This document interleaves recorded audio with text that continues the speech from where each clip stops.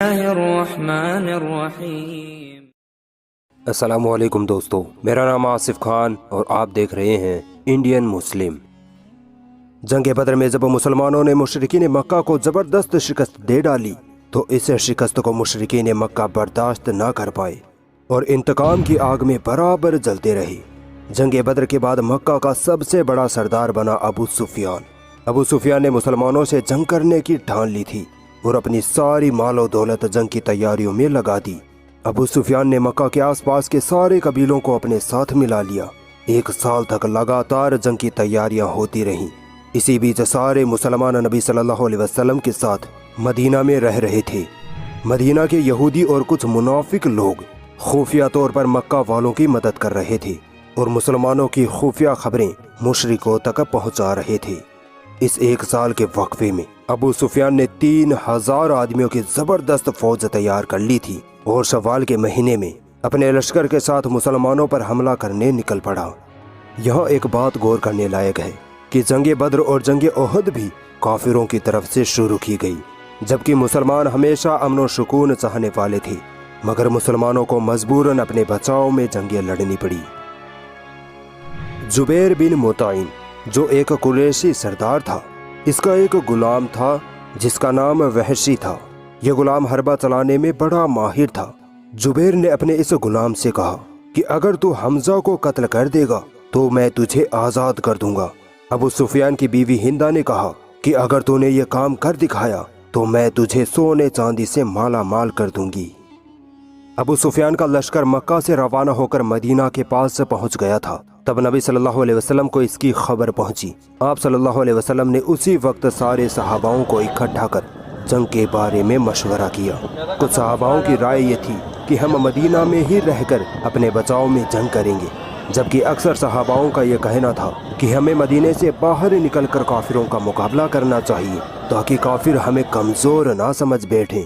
مسلمانوں میں عبداللہ بن ابی نام کا ایک منافق بھی تھا جو تھا تو کافر مگر مدینے میں رہنے کے لیے مسلمان بنا ہوا تھا۔ اس کی رائے بھی یہی تھی کہ مدینے میں رہ کر ہی جنگ کی جائے۔ آخرکار نبی صلی اللہ علیہ وسلم نے فیصلہ کیا کہ ہم مدینہ سے باہر نکل کر کافروں کا مقابلہ کریں گے۔ اس دن 14 سوال جمعے کا دن تھا اور جمعے کی نماز کے بعد آپ صلی اللہ علیہ وسلم اپنے 1000 جنگجوؤں کے ساتھ میدان جنگ کی طرف روانہ ہو گئے۔ ابھی کچھ میل دور چلے ہی تھے کہ عبداللہ بن ابی نے اپنی منافقت ظاہر کر دی۔ وہ اپنے 300 آدمیوں کو لے کر مدینے کی طرف واپس چلا گیا، یہ کہہ کر کہ ہماری رائے نہیں مانی گئی اس لیے ہم مسلمانوں کا ساتھ نہیں دیں گے۔ ان 300 منافقوں کے الگ ہو جانے سے اب مسلمانوں کی تعداد صرف 700 ہی رہ گئی تھی، جبکہ دوسری طرف 3000 کافروں کا لشکر تھا۔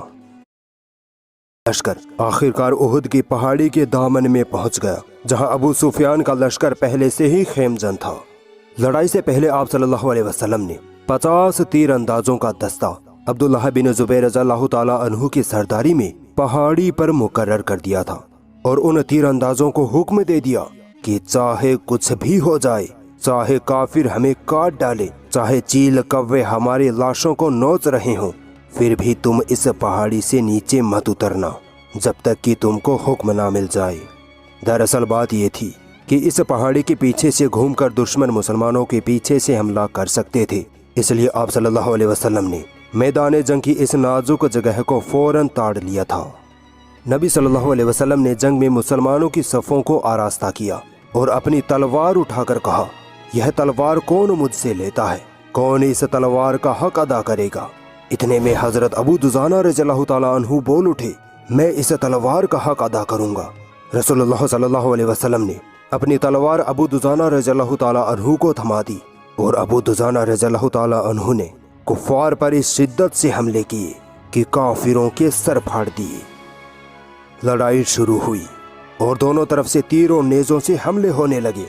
حمزہ، علی، ابو دجانہ اور باقی صحابہ کرام نے وہ جواں مردی اور بہادری دکھائی کہ کافروں کے حوصلے پست ہونے لگے۔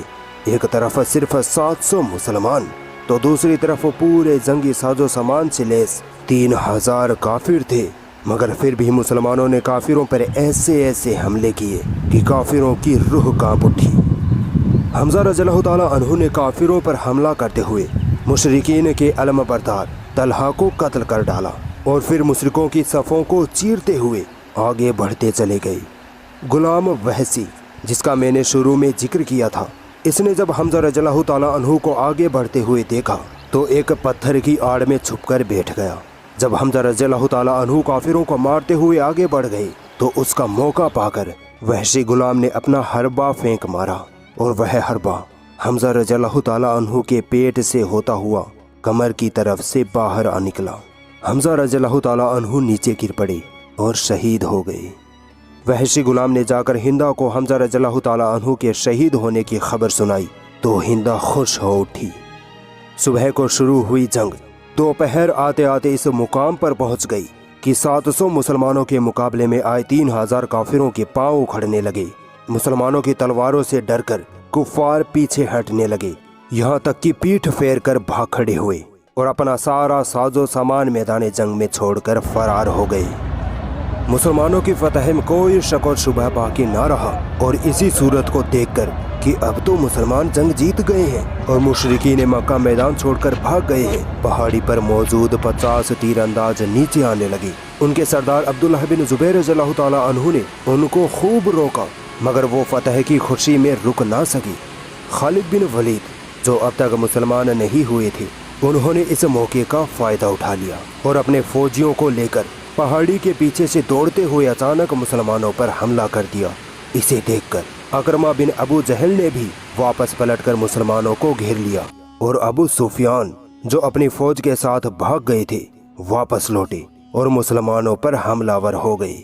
मुसलमानों पर यह हमला इतना अचानक से हुआ कि मुसलमान होश ना संभाल सके। लड़ाई का रंग बदला और मुसलमान काफिरों के घेरे में फंस गए, यहाँ तक कि नबी सल्लल्लाहु अलैहि वसल्लम भी कुछ सहाबाओं के साथ काफिरों के घेरे में आ फंसे। सहाबा कराम अपनी जान पर खेलकर नबी सल्लल्लाहु अलैहि वसल्लम की हिफाजत में लगे रहे और शहीद होते रहे, मगर अचानक अब्दुल्लाह बिन शिहाब नामी मलून ने आका सल्लल्लाहु अलैहि वसल्लम पर तलवार का जोरदार हमला कर दिया, जिससे आपका चेहरा मुबारक जख्मी हो गया। फिर इब्ने कुमिया मलून ने भी आप सल्लल्लाहु अलैहि वसल्लम पर तलवार से हमला किया तो आप सल्लल्लाहु अलैहि वसल्लम की जंगी आहानी टोपी के 2 कीले आपके चेहरे मुबारक में आंख के नीचे की हड्डी में घुस गए। अबू उबैदा रज़ियल्लाहु ताला अन्हु ने इन कीलों को दांतों से पकड़कर खींचा तो उनके 2 दांत टूट गए। काफिरों के लश्कर से एक और मलून ने दूर से पत्थर फेंका जो आप सल्लल्लाहु अलैहि वसल्लम के होठ मुबारक पर आकर लगा, जिससे आपके दांत शहीद हो गए। कुफार की पूरी ताकत अब नबी सल्लल्लाहु अलैहि वसल्लम की जात मुबारक पर हमला करने में खर्च होने लगी। अबू दुजाना रज़ियल्लाहु ताला अन्हु ने आप सल्लल्लाहु अलैहि वसल्लम की तरफ मुंह करके अपनी पीठ को ढाल बना लिया। कुफार ने तीरों की बारिश कर दी और नबी सल्लल्लाहु अलैहि वसल्लम की हिफाजत में हजरत अबू दुजाना रज़ियल्लाहु ताला अन्हु की पीठ तीरों से छलनी हो गई, मगर फिर भी वो हटे नहीं। कुछ देर बाद मुसलमान संभले और पलटवार किया, मगर अब तक मुसलमानों के 70 फौजी शहीद हो चुके थे। कुफार इसे अपनी फतह समझ रहे थे, मगर हकीकत ये थी कि ये जंग बराबरी की रही, क्योंकि फतह वो होती है जिसमें अपने दुश्मन को कैदी बनाया जाए और उनका माल गनीमत हासिल किया जाए, जबकि ये काम कुफार ना कर सके थे। कुफार ने कुछ मुसलमानों की लाशों के टुकड़े टुकड़े कर दिए थे, यहाँ तक कि अबू सुफियान की बीवी हिंदा ने तो हजरत हमजा रज़ियल्लाहु ताला अन्हु की लाश का मुसला किया, यानी उनके नाक कान वगैरह काट दिए, आंखें निकाल दी, सीना चाक करके जिगर काट कर बाहर निकाला और दांतों से चबाया। कुफार मुसलमानों को इसी हालत में छोड़कर चले गए। नबी सल्लल्लाहु अलैहि वसल्लम अपने सहाबाओं के साथ मदीना आ गए और दोबारा फौज को तैयार किया और काफिरों के पीछे रवाना हो गए। उधर अबू सुफियान ने सोचा कि ये हमारी फतह नहीं है, क्योंकि ना हमने मुसलमानों को कैदी बनाया, ना ही उनका माल गनीमत लूट सके। मक्का जाएंगे तो मक्का वालों को क्या बताएंगे। इसलिए अबू सुफियान वापस पलटा और अपनी फौज के साथ मदीना पर हमला करने के लिए रवाना हो गया। नबी सल्लल्लाहु अलैहि वसल्लम अपनी फौज के साथ मकाम हमराउल असद में ठहरे। जब इस बात की खबर अबू सुफियान को लगी कि मोहम्मद सल्लल्लाहु अलैहि वसल्लम अपनी फौज के साथ उसकी तरफ आ रहे हैं, तो अबू सुफियान खौफजदा हो गया और मक्का की तरफ अपनी फौज को लेकर भाग खड़ा हुआ और मक्का में पहुंचकर ही उसके दम में दम आया।